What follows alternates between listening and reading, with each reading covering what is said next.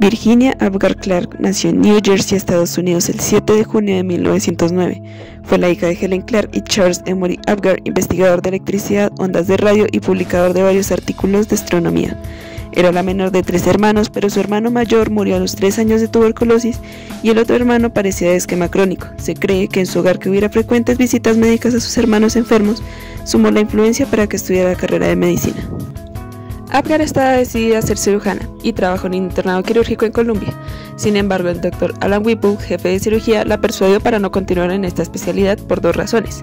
La primera, la cirugía era una especialidad competida en la ciudad de Nueva York y la depresión económica la hizo más difícil, incluso para los cirujanos establecidos. La segunda razón fue porque Whipple tenía la necesidad de mejorar la anestesia en esta época. Había pocos especialistas en este campo, ya que la mayoría de las anestesistas eran administradas por enfermeras.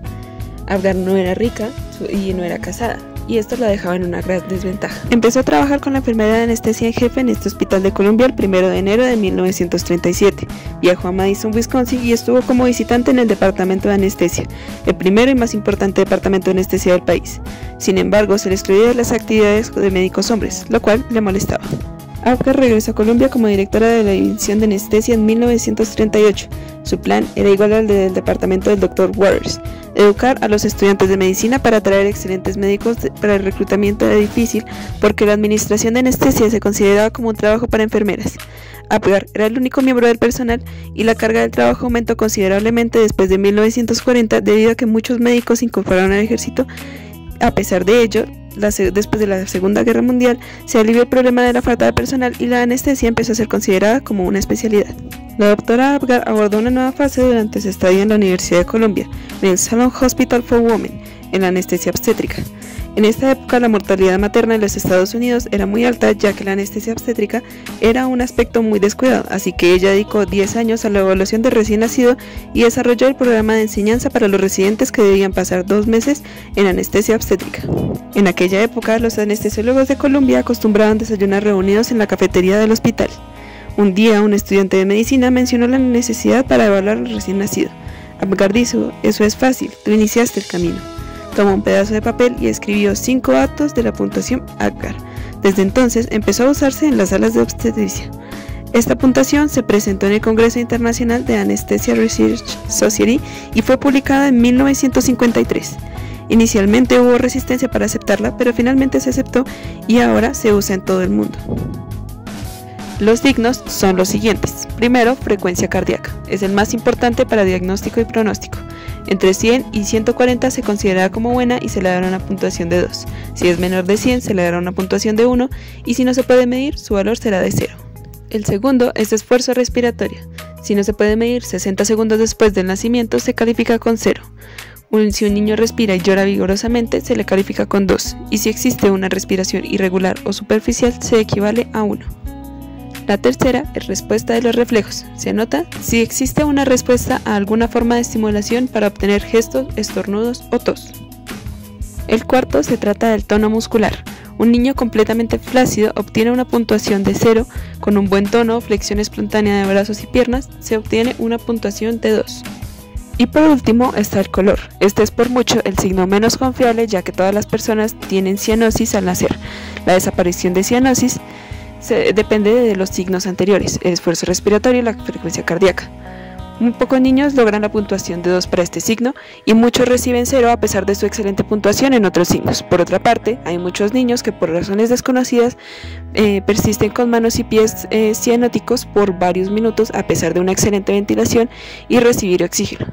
Cientos de niños necesitan 3 a 5 minutos para obtener una puntuación de 2 en este signo. En 1962 a este conjunto de signos se le empezó a llamar escala Apgar y el pediatra Joseph Butterfield utilizó las letras Apgar para que los estudiantes de medicina lo aprendieran mejor. A por appearance o color, P por pulse o pulso, G por grimace o reflejos, A por activity o tono muscular y R por respiratory effort o esfuerzo respiratorio.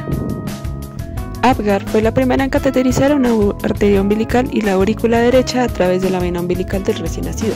El Dr. James, asistente de Apgar en 1955, recuerda: "Decidimos ver qué pasaba con la presión venosa en 24 horas de vida. Cateterizamos a algunos niños después del primer día. El cordón umbilical ya estaba algo seco en ese momento y Virginia estaba por canalizar la vena umbilical. Finalmente insertó el catéter y Dios mío, la sangre saltó hasta el techo.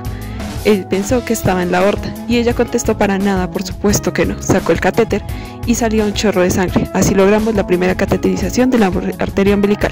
Actualmente esta cateterización, dependiendo de la cateterización, si se hace en la vena umbilical o la arteria umbilical, se utiliza para obtener muestras de sangre, administración inmediata de medicamentos o líquidos en casos de reanimación de emergencia, administración de nutrientes parentales o soluciones hipertónicas, hacer transfusiones, cateterización cardíaca del recién nacido, entre otros. Y en 1955, cuando medio mundo creía que lo único necesario para resucitar a un recién nacido era darle oxígeno intragástrico, Apgar y James probaron que este método era inútil para salvar a un bebé asfixiado y era más efectivo con un laringoscopio quitar las obstrucciones de la laringe, y en este mismo año enseñaron a varios cientos de médicos a utilizar este método en la American Medical Association o AMA. Sin embargo, Apgar fue una dama de muchas pasiones alejadas de su trabajo. Entre ellas, era una ávida coleccionista de estampillas y sus viajes por todo el mundo le permitieron aumentar su colección, que era una de las más grandes del mundo, llegando a recibir una estampilla con su cara como reconocimiento. Aprendió a pilotar un avión porque quería volar debajo del puente George Washington y volaba a menudo sobre las calles de Nueva York en su avión rojo. Salvó 16 vidas de personas con obstrucción en la vía aérea por alimentos, en restaurantes o en la calle. En esa época la maniobra de Heimlich todavía no existía, así que Virginia siempre llevaba consigo un pequeño tubo y un bisturí para realizar cricorotomías. Hablaba como ametralladora y sus compañeros decían que tenía otra vía para respirar por la velocidad que hablaba. Su socio, el Dr. Stanley James, cuenta: una de sus pocas cosas que Ginny no podía hacer era hablar despacio. Recuerdo cuando habló para cientos de médicos en una convención y era evidente que muchos de ellos no habían entendido una sola palabra de lo que había dicho, pero estaban completamente enamorados por su personalidad. A pesar de ello, no había evidencias de que se hubiera casado o tenido descendientes. Por el sorprendente trabajo de la doctora Apgar, no es de extrañar que haya recibido varios reconocimientos no muy comunes entre las mujeres de la época. Entre ellos, fue la primera directora de la División de Anestesiología del Hospital de Columbia. Fue nombrada profesora de 4 universidades, incluyendo ser la primera mujer profesora en el College of Physician Surgeons en la Universidad de Columbia. Primera mujer en el comité ejecutivo de la ASA o Society of Anesthesiologists.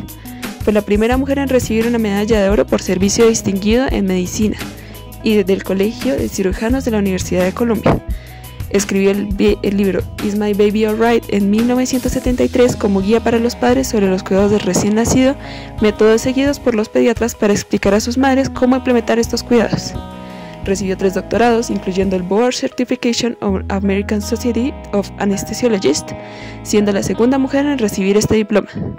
Su vida estuvo llena de éxitos y recibió a lo largo de su carrera 18 premios y reconocimientos y cargos importantes hasta su muerte en 1974. El Congreso Anual de la Sección Perinatal de la American Academy of Pediatrics lleva su nombre. El premio Apgar se confiere actualmente a la persona que haya hecho la mayor contribución para el cuidado de los recién nacidos y sus madres. Virginia Apgar frecuentemente declaraba que la mujer estaba liberada desde el primer momento que nacía. Sentía una gran estima por sus mujeres residentes, pero nunca perteneció a organizaciones médicas femeninas porque sentía no necesitarlas. Sin embargo, el diario y conversaciones expresaba su indignación por las diferencias salariales entre ella y sus colegas hombres. A las reuniones de puros hombres en privado reconocía las restricciones que enfrentó como la mayoría de las doctoras de esa época. Convenció de las restricciones del que lo limitaban y tomó la ventaja de las oportunidades disponibles para crear la más excepcional carrera de anestesiología hasta la fecha. Los adultos mayores son un pilar fundamental del desarrollo y la memoria de la sociedad. Poseen un conocimiento invaluable, fruto de las experiencias vividas y conocimientos ancestrales transmitidos de generación en generación. Como lo ha demostrado la historia de Virginia, no siempre se le da mucha visibilidad a una historia maravillosa, porque en su época la visibilidad de una mujer era muy limitada, sumando a que tenía una edad muy avanzada cuando obtuvo sus mayores logros, dejándola mucho en el olvido. Pero jamás podremos olvidar su trabajo y las innumerables vidas que salvó con él. La creatividad, definida como la capacidad de crear e inventar, sumado con la experiencia de toda una vida, es donde más podemos ser creativos y lograr una meta muy importante que marcará la diferencia. No ha cambiado mucho la perspectiva de cómo se ve el abuelo como algo antiguo y viejo que puede ser desechado, pero nada más alejado de la realidad. con las nuevas esperanzas de vida, que se han hecho mucho mayores con base con los servicios de salud y prevención se han mejorado, la mayoría de los seres humanos buscamos cada vez más la longevidad, y eso nos llevará a ser ancianos en algún momento, y por ende no podemos dejar de lado esta población. Y si tú eres un adulto mayor, o cuando lo seas, ¿cuáles serán las motivaciones que tendrás para levantarte cada día y dar tu mayor esfuerzo? Tu historia continúa, puede que sea la que marque la diferencia y un nuevo capítulo en la historia de la humanidad.